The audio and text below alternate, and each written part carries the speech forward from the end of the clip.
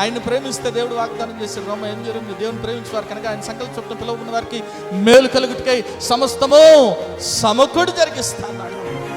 Oh Lord, I am your daughter, I am your son, I am giving the praise to you so that I can glorify you. You be with me, you help me out, because God has already promised that He will help you out.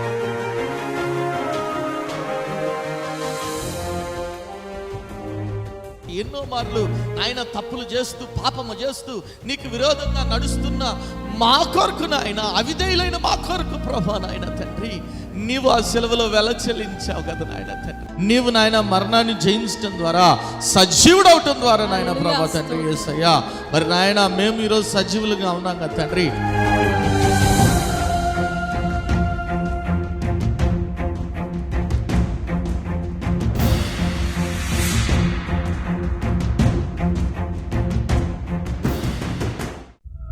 కుటుంబంలో నెమ్మది లేని స్థితిలోనున్నావా? అప్పుల ఊబిలో కూరుకుపోయిన స్థితిలోనున్నావా?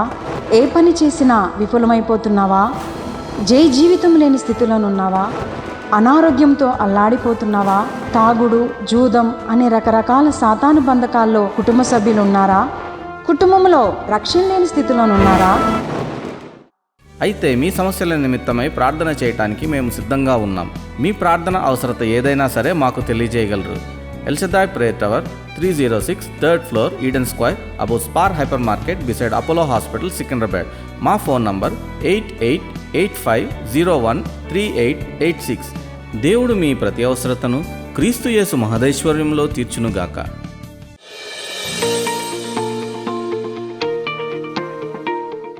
Bible గ్రంథంలో నుంచి యోబు గ్రంథము 4వ అధ్యాయము 6వ వచనం చదవండి ఎవరైనా. జోబ్ 4:6. నీ భక్తి నీకు ధైర్యం పుట్టింపదా?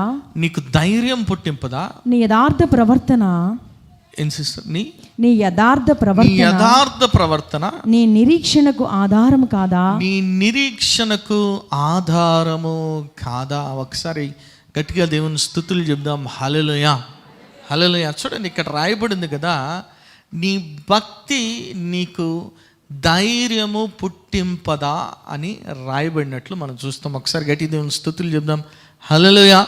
ఈరోజు నేను మిమ్మల్ని అడుగుతున్నా ప్రశ్న, నేను అడుగుతున్నా, నీ భక్తి నీకు ధైర్యం పుట్టించదా? పుట్టిస్తుందా? పుట్టించదా? అవునా? నిజంగానేనా? చాలామంది ధైర్యం చెడిన స్థితిలో ఉన్నారు. ఎందుకంటే వారు దేవుని పట్ల భయభక్తులు లేని స్థితిలో ఉన్నారు, దేవుని భక్తి లేని స్థితిలో ఉన్నారు, దేవుని ఆధారంగా చేసుకొని స్థితిలో ఉన్నారు, దేవుని యందు విశ్వాసం ఉంచని స్థితిలో ఉన్నారు. కాబట్టి వారు ధైర్యము లేని స్థితిలో ఉన్నారు. నమ్మిన వారు దేవుని స్థుతులు చెప్దాం. హల్లెలూయా.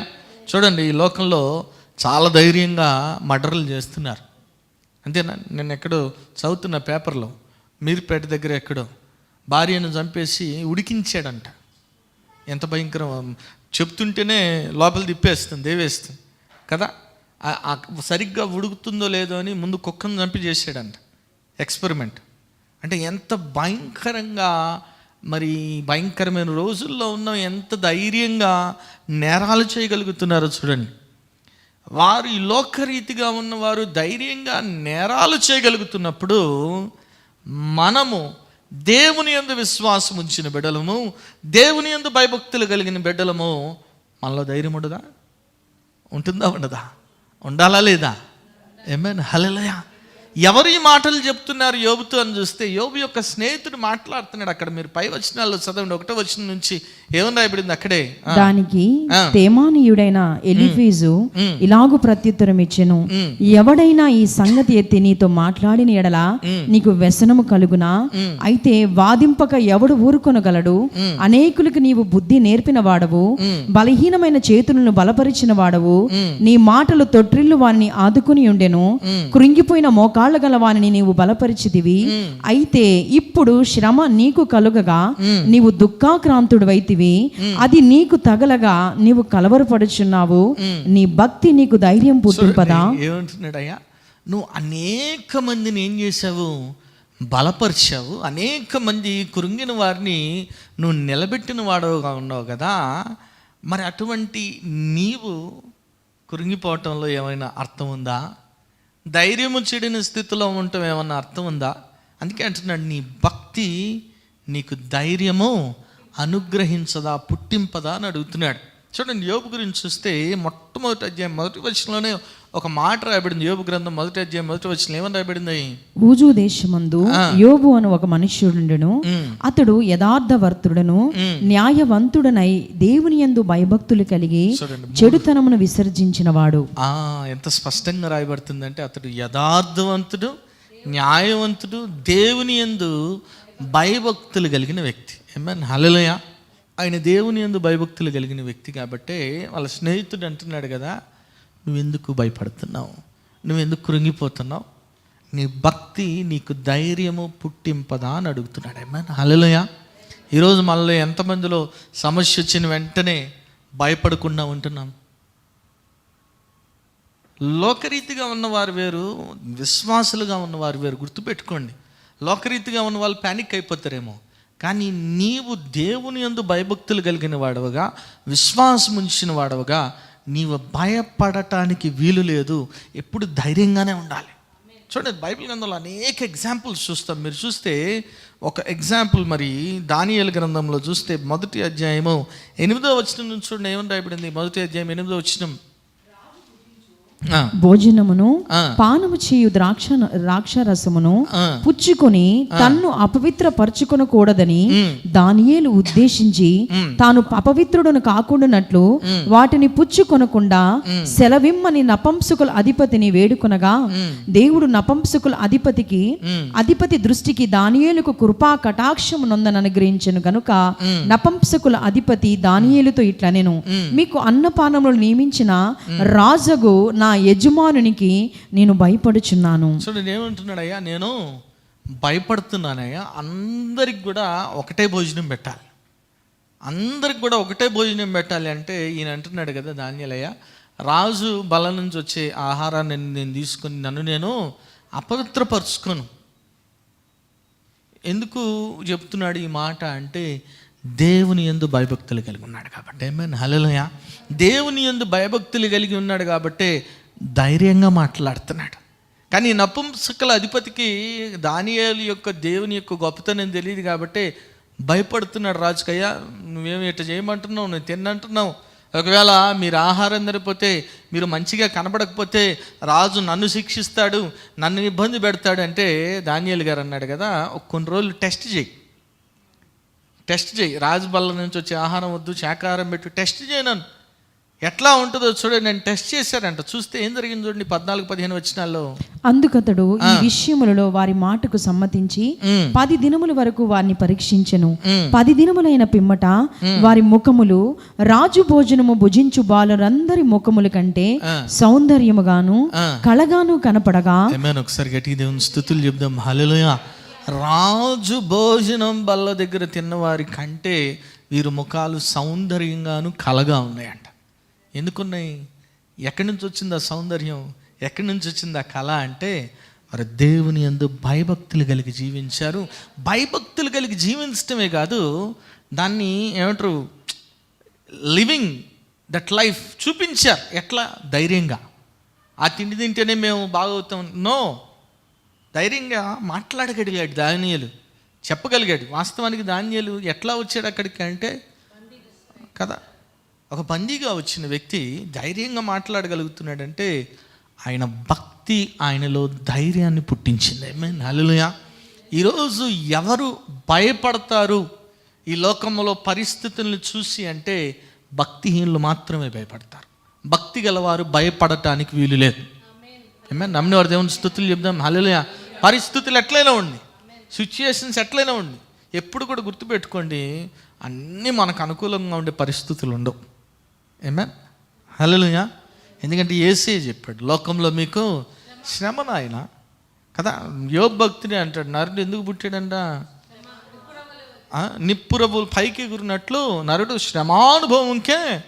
కాబట్టి వస్తాయి ఇబ్బందులు, శ్రమలు, కష్టాలు, ఇబ్బందులు వస్తాయి. కానీ నీవు మాత్రం నీ ధైర్యాన్ని చెడిన స్థితిలో ఉండటానికి వీల్లేదు. నిజంగా నీకు దేవుని పట్ల భక్తి ఉంటే నువ్వు భయపడవు. ఆమేన్, నమ్మినవారు దేవుని స్తుతులు చెప్దాం, హల్లెలూయా. తేడా ఉండాలా వద్దా? అవిశ్వాసికి విశ్వాసికి తేడా ఉండాలా వద్దా? భక్తిపరుడికి భక్తిహీనుడికి తేడా ఉండాలా వద్దా? అతను భయపడి నువ్వు భయపడి ఉపయోగం ఏముంది? అందుకే చాలా చక్కగా అడుగుతున్నాడు స్నేహితుడు, నీ భక్తి నీకు ధైర్యము పుట్టింపదా అంటున్నాడు. ఏమైనా నమ్మిన వారు దేవుని స్తుతులు చెప్దాం. హల్లెలూయా. ఈరోజు ఎంతమందిలో ధైర్యం ఉంది? ఏదైనా వి షుడ్ ఫేస్ ఇట్. ఎందుకంటే మనం నమ్ముకున్నవాడు సాధారణ వ్యక్తి కాదు, ఆయన జీవము కలిగిన దేవుడు, సర్వశక్తిమంతుడైన దేవుడు. ఏమైనా హల్లెలూయా, హల్లెలూయా. ఆయన ఏదైనా చేయగలిగిన దేవుడు. నా దేవునికి అసాధ్యమైనది ఏది కూడా లేదు. నువ్వు నమ్మితే, నువ్వు ప్రభు యందు భయభక్తులు కలిగి జీవిస్తే ఖచ్చితంగా చేస్తాడు దేవుడు. ఇంకో సందర్భంలో చూస్తే మనిషి కంగారు పడుతున్నాడు కానీ దేవుని బిడ్డ కంగారు పడట్లేదు. ఇదే దానియేలు గ్రంథంలో మనం చూస్తే చూడండి, దానియేలు గ్రంథం 6వ అధ్యాయం. మరి ఆ శాసనాన్ని పాటించినందుకు దానియేలు గారిని సింహాల బోన్లో వేశారంట. 16 వచనం చూడండి, ఏమని రాయబడింది? 6:16. అంతటా రాజు ఆజ్ఞ ఇయ్యగా బంట్రోతులు దానియేలును పట్టుకుని పోయి సింహాల గుహలో పడద్రోయగా రాజు, నీవు అనుదినము తప్పక సేవించుచున్న నీ దేవుడే నిన్ను రక్షించునని దానియేలుతో చెప్పెను. వారు ఒక రాయి తీసుకొని వచ్చి ఆ గుహ ద్వారం వేసి దాన్ని మూసిరి. మరియు దానియేలు గూర్చి రాజు యొక్క తీర్మానం మారునేమో అని రాజు ముద్రను, అతని అధికారుల ముద్రను వేసి దాన్ని ముద్రించిరి.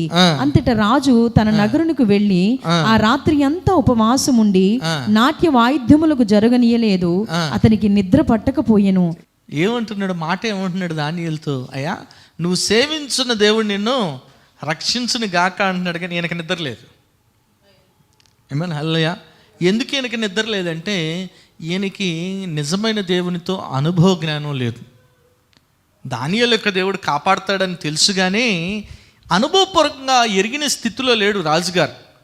అందుకే కంగారు పడిపోతున్నాడు, భయపడిపోతున్నాడు. ఏమవుద్దో ఏమవుద్దో ఏమవుద్దో. కానీ లోపల ఆయన ఎట్లున్నాడంట? 125వ కీర్తన మొదటి వచ్చిన ఏమని రాయబడింది చదవండి. 125వ కీర్తన మొదటి వచ్చిన, యెహోవా యందు నమ్మిక ఉంచువారు ఎట్లా ఉండాలంట? నిత్యము. చూడండి అక్కడ చాలా చక్కగా రాయబడింది. మీరు గమనిస్తే సియోను కొండ అంటున్నాడు. కొండ కదిలిద్దా? కదిలిద్దా కొండ? కదా ఇట్లా ఇట్లా వేలుతో ఇట్లా చేతితో కొండను గదపగలవా? కానీ అక్కడ ఏమంటున్నాడు? కదలక అంటున్నాడు. అంతేనా? కదలక నిత్యము నిలుచు సియోను కొండ కదలదు. కానీ కదలక అని ఎందుకు అంటున్నాడంటే మనం కూడా కొండలాగా ఉంటాం. ఏం కాదు, వేసే సమస్య వస్తేనే షేక్ డ్యాన్స్లు, బ్రేక్ డ్యాన్స్లు ఉంటాయి, వణికిపోతుంటారు. యెహోవా యందు నమ్మిక ఉంచువారు కదలక నిత్యము నిలుచు సియోను కొండవలే ఉండాలి. ఆమేన్. హల్లెలూయా, హల్లెలూయా. ఇంకో మాట కూడా రాయబడింది. మీరు చూస్తే కీర్తనలు 55 కీర్తన 22వ వచనంలో ఆయన మీద భారం మోపువారు ఎట్లా ఉంటారంటే, నీతిమంతులు చదవండి ఎవరైనా 55 కీర్తన. భారము యెహోవా మీద మోపము, ఆయనే నిన్ను ఆదుకొనును. నీతిమంతులు ఆయన ఎన్నడూ కదలనీయడు. నీతిమంతులను ఆయన ఎన్నడును. దేవుని గురించి తెలియని వ్యక్తి ఏం చేస్తున్నాడు? రాజుగారు కంగారు పడుతున్నాడు. లోపల సింహాల బోన్లో ఉన్న వ్యక్తి ఎట్టున్నాడు? ఆమేన్. ఎందుకంటే అతని నమ్మకం ఏంటో తెలుసా? ఆయన భక్తి అతన్ని కాపాడుతుందనే నమ్మకం. ఆమేన్. హల్లెలూయా. ఆయన దేవుడు అతన్ని కాపాడుతాడనే నమ్మకం ఉంది దానియేలులో. అందుకే నీ భక్తి ఏం పుట్టించాలంటే నీలో పుట్టించాలా వద్దా? నేను దేవుని యందు నమ్మిక ఉంచానండి, దేవుని యందు విశ్వాసం ఉంచాను, ఏం కాదు, no problem, God will provide. నా కుటుంబం దేవుడు పోషిస్తాడు, నా అవసరతలు దేవుడు తీరుస్తాడు. ఆయనకి ఎప్పుడు ఏది ఎలా ఎవరికి ఇవ్వాలో ఆయనకి తెలుసు. ఆమేన్. అది విశ్వాసం ఉంచటం అంటే, అది భారం వేయటం అంటే, అది నమ్ముకోవటం అంటే. అప్పుడు ఎట్లా ఉండాలంట మనము? సియోను. ఈరోజు మనం కూడా ఆ రీతిగా ఉండాలి. ప్రభు కోరుకుంటున్నాడు, కదిలింపబడని సియోను కొండవలే ఉండాలి. దానియేలు భయపడలా, రాజుగారు భయపడుతున్నాడు కానీ దానియేలు అయినా కానీ పొద్దున్నే పరిగెత్తుకుంటూ వచ్చాడు. అయ్యా ఉన్నావా? Yes, I'm all right.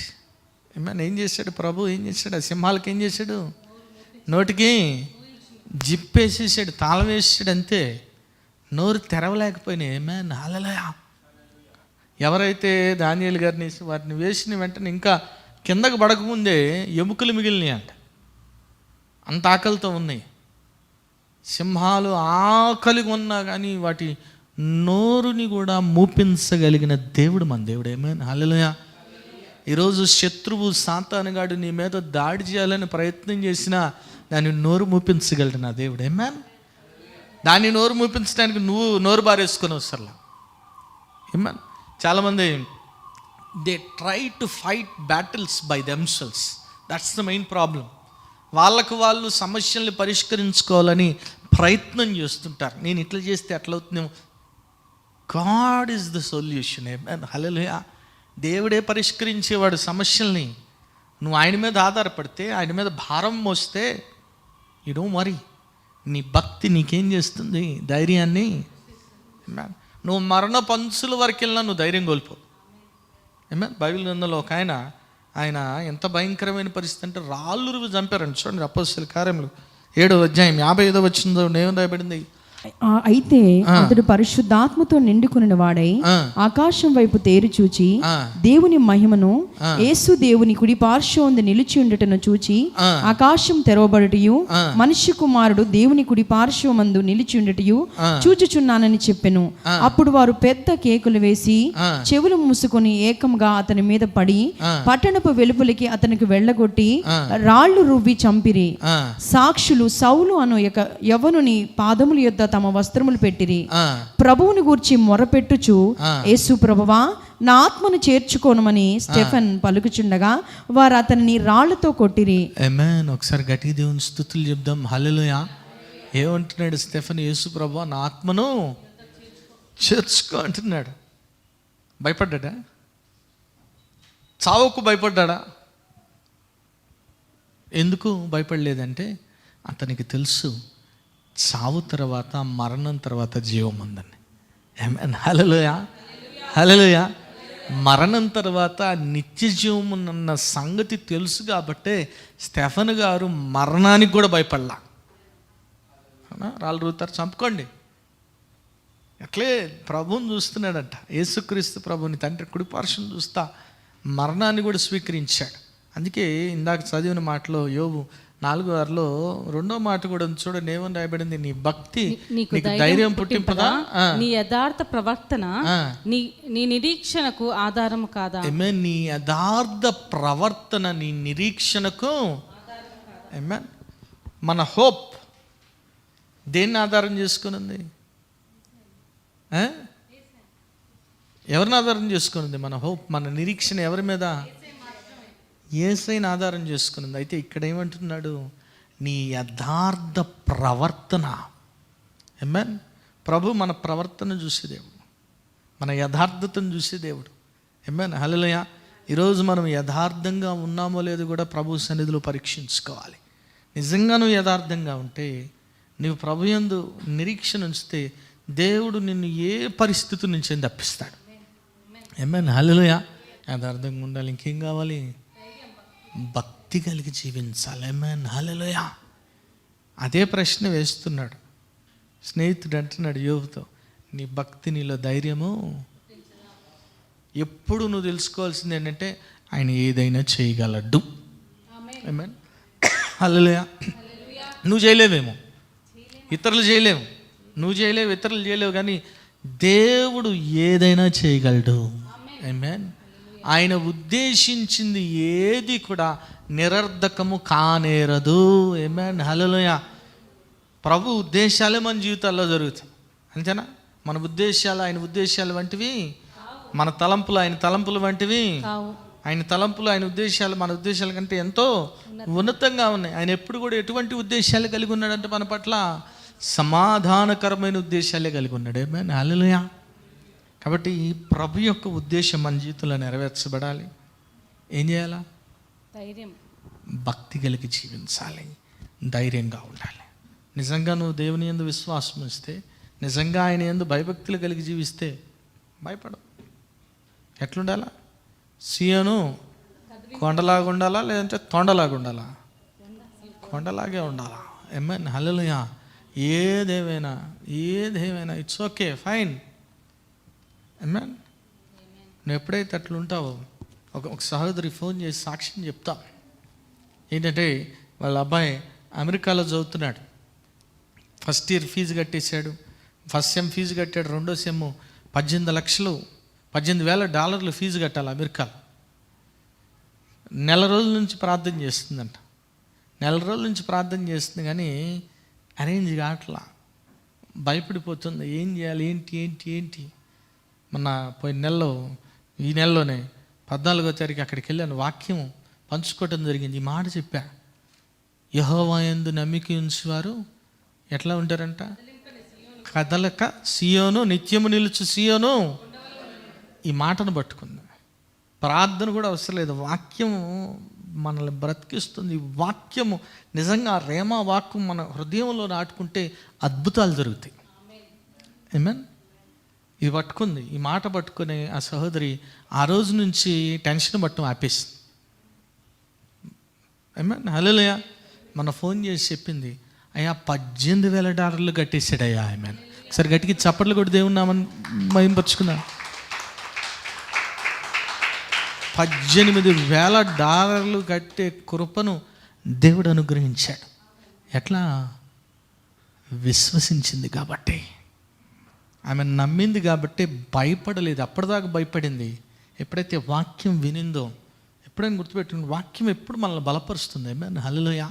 ఈ వాక్యం చాలా క్రియలు చేస్తుంది మన జీవితంలో. అర్థం కాదు మనకి, జస్ట్ ఊరికే మనం ఏదో వాక్యం యథాలాపంగా చదువుతూ ఉంటాం కానీ God will talk to you. నీతో మాట్లాడతాడు దేవుడు వాక్యం ద్వారా. ఆ వాక్యం నీ హృదయంలో నాటుకుంటే అస్సలు గొప్ప you will see wonders in your life. Amen, hallelujah, hallelujah. చాలాసార్లు మనం అందరు చెప్పే మాటలు, ఆ మాటలు, ఈ మాటని ఒకసారి ఈ మాటని మనుషులు ఏదైనా చెప్తారు, ఎందుకంటే ఏదైనా చెప్పగలరు కానీ ఏది చేయలేరు వాళ్ళు. కానీ దేవుడు చెప్తే, ఆమేన్, అబద్ధం ఆటకు ఆయన నరపుత్రుడు. ఆయన ఉద్దేశించింది ఏది నిరర్ధకము నేరదు. యోబుకు చెప్పాడు, హితబోధ చేశాడు స్నేహితుడు, నీ భక్తి నీలో ధైర్యము పుట్టించదా? యథార్థవర్తునిగా ఉన్నావు కాబట్టి నీ నిరీక్షణకు ఆధారం నిన్ను మోసం చేస్తాడా? చేశాడా? ఎంత ఆశీర్వాదించాడు? 2 డబుల్ పోర్షన్ ఆఫ్ బ్లెస్సింగ్ అనుగ్రహించాడు. ఆమేన్, హల్లెలూయా. ఈరోజు ప్రభు నీకు కూడా అనుగ్రహిస్తాడు. ఆమేన్, ఆమేన్, ఆమేన్, హల్లెలూయా. ఒకవేళ ఈ లోకరీతిగా నువ్వు ఆశీర్వాదాలు కావాలని, ప్రభు నాకు ఇల్లు ఒక్కటి దయచేయపురం 2 ఇస్తాడు. ఆమేన్, హల్లెలూయా. ప్రభు నాకు ఇంతలో జీవితంలో ఉద్యోగం డబ్బులు ఇస్తాడు. ఆమేన్. నువ్వు నమ్మాలంతే. You have to believe in the word of God. God will do wonders in your life. ఆయన యందు విశ్వాసం ఉంచాలి. భక్తి అంటే ఏదో అనుకున్నారు. ఆమేన్. భక్తి అంటే చాలామంది అమ్మో ఉదయాన్నే ఇది చేయాలి, అది చేయాలి. పేతురు విశ్వాసంతో చిన్న ప్రార్థన చేశాడు. ఏం ప్రార్థన చేశాడు? మునిగిపోతుంటే ప్రభువా నన్ను, అంతే. కాపాడాడు లేదా? కాపాడా?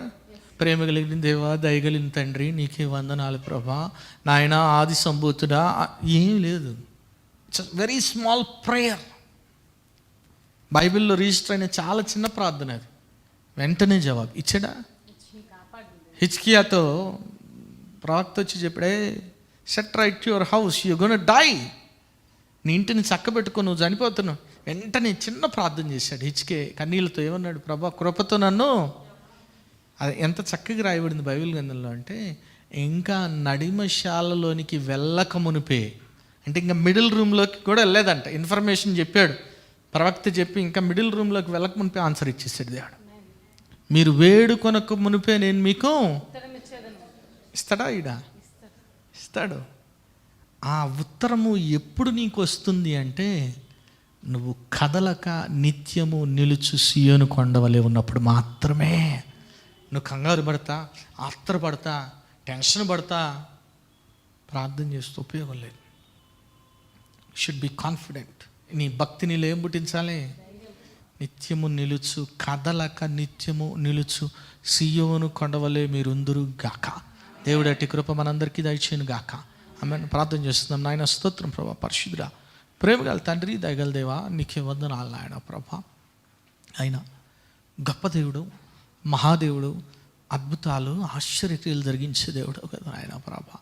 అవును తండ్రి నాయన, మా భక్తి మాలో ధైర్యం పుట్టించాలి నాయన ప్రభా. యేసయ్య నాయన తండ్రి, నాయన ధైర్యము చెడిన స్థితిలో బిడలు ఉన్నారేమో నాయన ప్రభా. నాయన భయపడుతున్న స్థితిలో ఉన్నారేమో సాతానుగాడి నాయన ప్రభా. మరి నాయన కుయుక్తులకి నాయన వాడి ప్రభా తంత్రాలకి వణికిపోతున్నారేమో నాయన.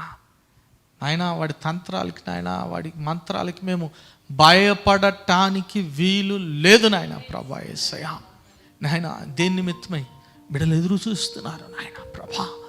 ఏ అవసరతలో ఉన్నారో, ఏ అక్కరలో ఉన్నారో, ఏ కష్టంలో ఉన్నారో నాయన ప్రభా. ఆయన నువ్వు చూచే దేవుడు, చూచుకునే దేవుడు కదా నాయన ప్రభా. యేసు రాజా, ముందుగా నీ ధైర్యాన్ని దయచేయి, నీ బలాన్ని దయచేయి, నీ శక్తిని దయచేయి, నీ సమాధానాన్ని బిడ్డలకు అనుగ్రహించమని అడుగుతున్నాం ప్రభా. ఆయన ప్రతి ఒక్క బిడ్డను దీవించండి. వాక్యాన్ని మీరే నీరుకట్టి ఫలింప చేయమని, ప్రతి ఒక్క బిడ్డ కూడా వాక్యానుసారం జీవించి ఫలించడు కమల వల్ల ఉండి కృప దయచేయమని నజరేయుడైన యేసు నామములో ప్రార్థించి వేడుకుంటున్నాము తండ్రి. ఆమేన్. ప్రభువైన యేసుక్రీస్తు ఘనమైన నామంలో మీ అందరికీ శుభములు. ఈ వారం బైబిల్ క్విజ్ ప్రశ్నలు ఇర్మియా గ్రంథం నుండి. మొదటి ప్రశ్న, ఎవరి చెడు నడత ప్రకారము సిద్కియా నడుచుకొనెను? ప్రశ్న మరొకసారి, ఎవరి చెడు నడత ప్రకారము సిద్కియా నడుచుకొనెను? రెండవ ప్రశ్న, ఏ రాజు యూదా రాజైన యెహోయాకీనునకు దయ చూపించెను? ప్రశ్న మరొకసారి, ఏ రాజు యూదా రాజైన యెహోయాకీనునకు దయ చూపించెను? మూడవ ప్రశ్న, రాజదేహ సంరక్షకుల అధిపతి ఎవరు? ప్రశ్న మరొకసారి, రాజదేహ సంరక్షకుల అధిపతి ఎవరు? ఈ ప్రశ్నలకు గల సమాధానాలు స్క్రీన్పై చూపిస్తున్న నంబర్కు పంపగలరు. గత వారం బైబిల్ క్విజ్ ప్రశ్నలకు సమాధానాలు. మొదటి ప్రశ్నకు జవాబు అన్యులు, ఇర్మియా 51:15. రెండవ ప్రశ్నకు జవాబు హముటలు, ఇర్మియా 52:1. మూడో ప్రశ్నకు జవాబు 21 సంవత్సరములు, ఇర్మియా 52:1. ఈ వారం బైబిల్ క్విజ్ విజేత దీవనమ్మ గారు ఫ్రమ్ అనంతపూర్. మరి ఎవ్రీ మండే మరి ఆశ్చర్యకరమైన యేసు అనే టీవీ ప్రోగ్రామ్ జరుగుతుంది. మరి ఆరాధన ఛానల్లో ఎవ్రీ మండే ఈవినింగ్ 6 o'clock వస్తుంది. మరి చూడండి, ఇతరులకి పరిచయం చేయవలసిందిగా ప్రభు నాంపేట మనం చేసుకున్నాను. అదే రీతిగా మరి యూట్యూబ్, ఫేస్బుక్ ఛానల్లో కూడా మరి ఇప్పటి వరకు అనేక ప్రోగ్రామ్స్ జరిగినాయి. మీరు చూడొచ్చు, వాచ్ చేయొచ్చు. మరి చూడండి, బలపడండి, పరిశుద్ధాత్మను పొందుకోండి. ఆమేన్.